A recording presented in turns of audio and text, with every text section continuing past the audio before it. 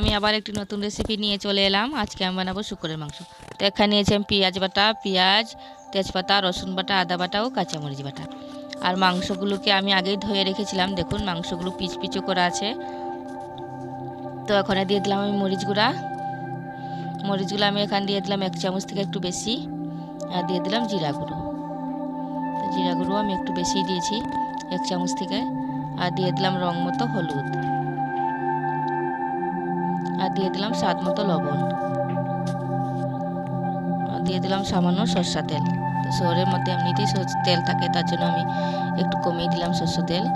তখন দিয়ে দিলাম পেঁয়াজ বাটা, রসুন বাটা আর কাঁচামরিচ বাটা।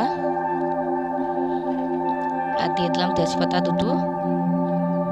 আর দিয়ে দিলাম বাটানো পেঁয়াজ। আর এখানে তো দেখুন আমি পেঁয়াজগুলোকে একটু বড় বড় করে কেটেছি। এরকম করে আমি একটা পেঁয়াজকে 4-5 টুকরা করেছি। তো এবার আমি ভালো করে মাংসগুলোকে মেখে নেব মশলার সাথে। আর আমার রেসিপি যদি ভালো লাগে, আরও নতুন রেসিপি পাওয়ার জন্য আমার চ্যানেলটি সাবস্ক্রাইব করে দিয়ে না, যেখান থেকে দেখছেন আমার ভিডিওতে লাইক করে দিয়ে দেখবেন আর কমেন্ট করে জানাবেন আমার রেসিপি কেমন হয়েছে। তো এবার আমি কড়াইয়ে তেল দিয়ে দিলাম আর দিয়ে দিলাম পেঁয়াজ। তো পেঁয়াজগুলোকে আমি এখন একটু লাল লাল করে ভেজে নেব। আর এখানে দিয়ে দিলাম আমি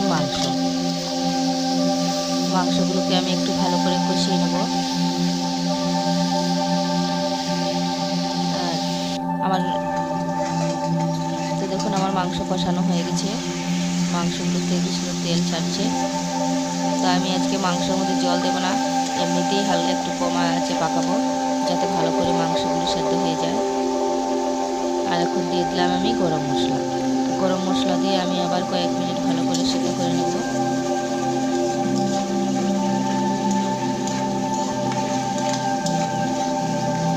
তো দেখুন মাংসের কালারটা